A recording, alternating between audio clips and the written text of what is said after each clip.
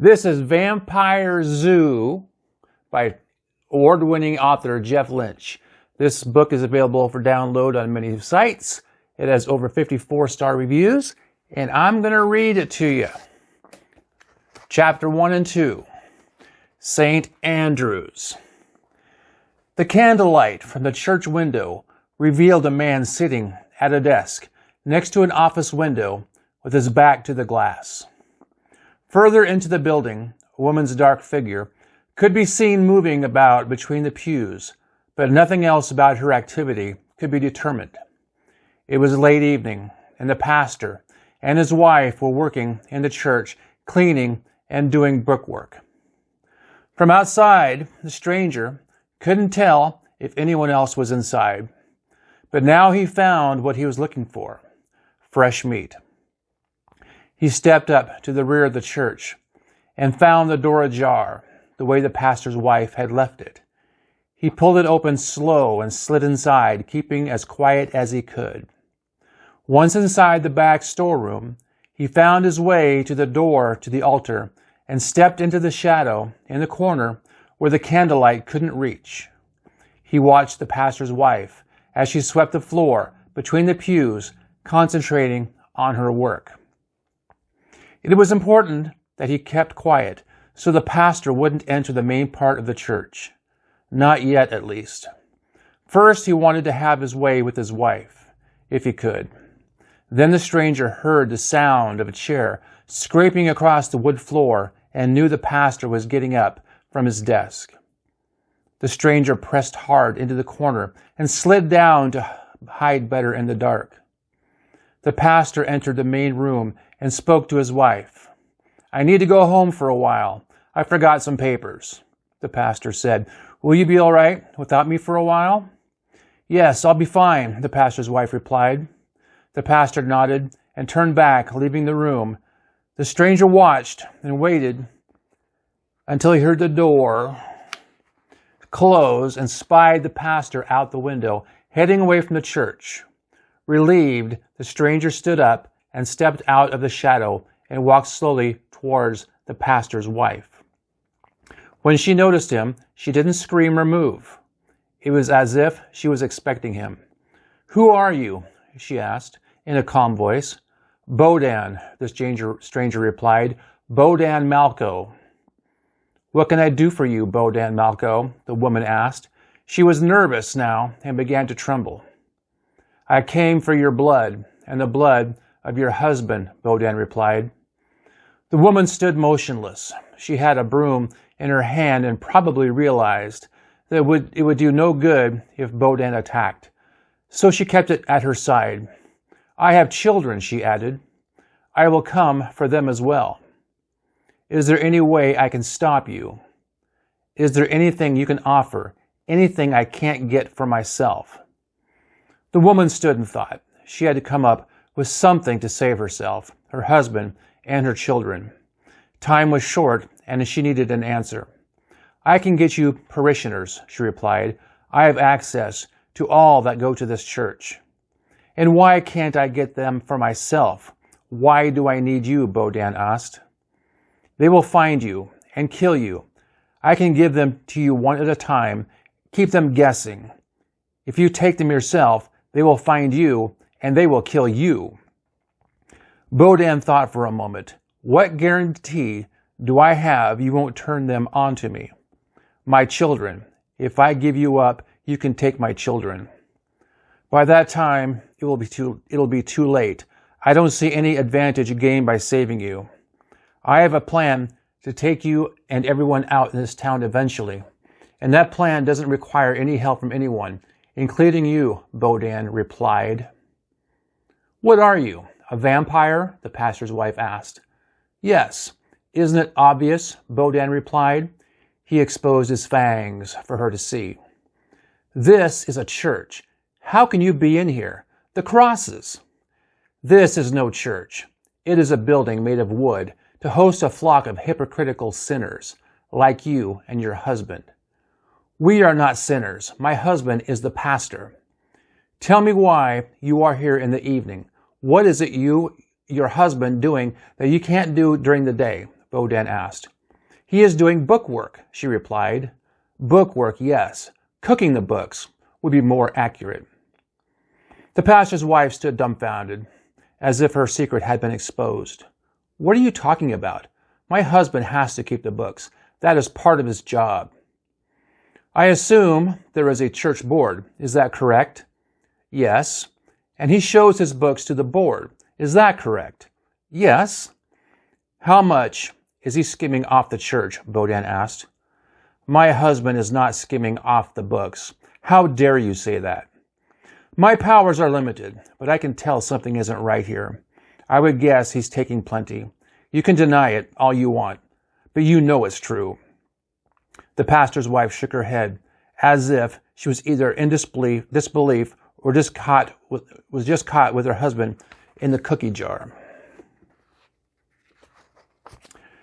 This is all a moot point anyway. Neither of you will live to see the dawn, Bohdan said, and this town will be better off for it as I will. Just then, the door slammed open, startling both Bohdan and the pastor's wife. Standing in the doorway, backlit from the candlelight, was the pastor, holding a gun pointed at the vampire. I think you'll be the one not seeing dawn, the pastor stated as he stepped between the pews. A gun. How quaint, Bohdan said. Everyone's got one these days. Is that yours from the war? Yes, it is. 8th Regiment, Kansas. Volunteer, if you must know, the pastor replied. Ever kill anyone? Bohdan asked. Oh, fuck yeah. Lots of graybacks. Couldn't kill enough of them. Did you hear I told your wife I was a vampire? No, but there's no such thing as vampires. Unless you escaped from the state asylum, the pastor said with a grin. No, I didn't. I was in the war as well, Bohdan replied. Johnny Reb? Maybe, but that was 10 years ago. Times are different now. You break into my church, accuse me of stealing, and then I come to find out you're a Confederate and a psycho as well? What a lucky man I am, the pastor said. Once again, do you realize I'm a vampire? Bohdan said. That's what you say. What of it? You can't kill a vampire with a bullet. I'd like to find out, the pastor said. Do as you wish. This is your house, at least for now. The pastor took a few steps closer to the altar and pointed the gun square at Bohdan's chest. Then his wife spoke up. If you kill him, how will you explain it? She asked. He broke in, tried to steal from the church, and kill us. I'm justified, the pastor replied. The pastor's wife nodded, her head in agreement. Taking careful aim, the pastor pulled the trigger of his .44 caliber and shot Bohdan in the chest with a pop and a poof of smoke that filled the air. As the smoke cleared, the pastor could see that Bohdan was unaffected and stood his ground as before. Now do you believe me? Bohdan asked. The pastor took a look at his revolver and then back at Bohdan. He took aim and squeezed off 2 more shots in the chest, then 1 in the face. When the smoke cleared again, it was obvious Bohdan wasn't affected, and there was no wound to his face or anywhere else that could be seen. I know I shot you. I couldn't miss from this far, the pastor said. You did shoot me. I told you I can't be killed with a gun. Then how do I kill you? Bohdan laughed and shook his head. Are you kidding me? Do you think I'll tell you how to kill me? How absurd. There must be a way, the pastor said. He thought fast and ran over to the oil lamp that was sitting on the fireplace mantel. It was lit and shining bright, one of the main sources of light in the room. With the lamp in hand, he walked back over to where he stood before, only this time Bohdan was standing behind the altar like he was the pastor. You'd burn your church to the ground? Bohdan asked. If it meant saving my life, I would, the pastor replied. Funny, you didn't mention your wife in that statement. Guess when it comes down to it, saving your own life is what really matters. I meant her too, the pastor said. Nice catch. Now put up or shut up. Toss the lamp, Bohdan said. Only if I have to. If you attack, I'll burn the church to the ground, with you in it. How do you expect to get out? If I can't make it, neither can you. I'll find a way, the pastor replied.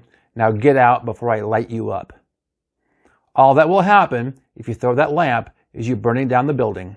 I will survive and come back another day to finish what I started. Either way, you lose. What do you expect me to do? Let you kill us both? Good job. You included her this time, Bohdan said. Your wife was in the middle of making me an offer before you barged in. The pastor looked at his wife and then back at Bohdan. What offer? She said she'd get me all the parishioners I wanted. For what? I wish you'd come back earlier. I really don't like repeating myself. Like I said, I'm a vampire, Bohdan stated, this time showing off his long, yellow fangs. By the grace of God, the pastor said. Are you a real pastor? Bohdan asked. Or are you scamming the people of this town with that as well? I'm as much a pastor as anyone else. I see. What did you do before you were a pastor? I was in the army. I told you that. And before that, I worked for the railroad a bit and farmed. What did you do? I sold slaves back to the South. I was a bounty hunter, I suppose, Bohdan replied. But you said you were in the war. I was until I left. I didn't care for it much, and there was profit in slave sales. A vampire that sold slaves. I wasn't always a vampire. I was turned by a slave vampire. Killed the bastard after that, like a mosquito. How long have you been a vampire? The pastor asked. Bohdan thought for a moment. Going on 13 years now, I suppose. You've been living on the blood of humans for 13 years. How come I never heard of you? I'm very good at what I do. I come into a town, clean it out, and leave before I get caught. Except for that one time, but that was in the past.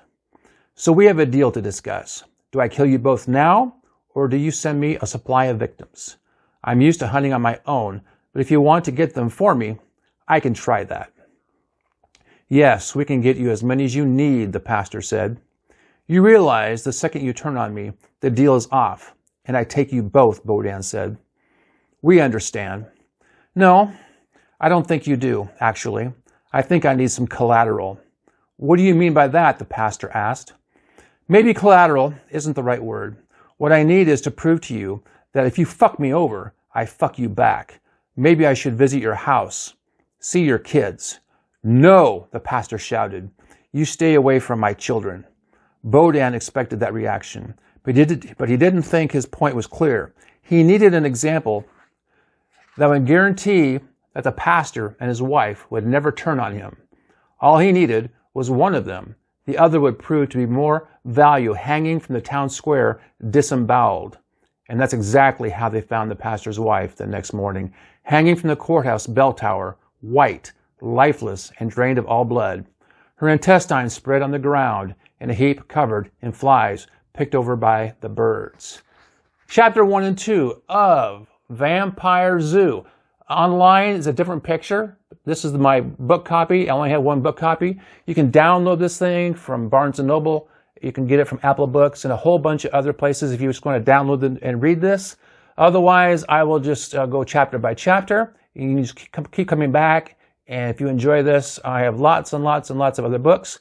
This is actually an art site and a book site. This is one of my paintings right here. This thing hung in a gallery in Lincoln, Nebraska for a year. I just brought it back. I do all kinds of sci-fi and fantasy. Actually, this one back here is also one of mine. It's an oil painting of an alien. So if you enjoy art and writing, and I also have music, subscribe, and come back for more. And thank you very much.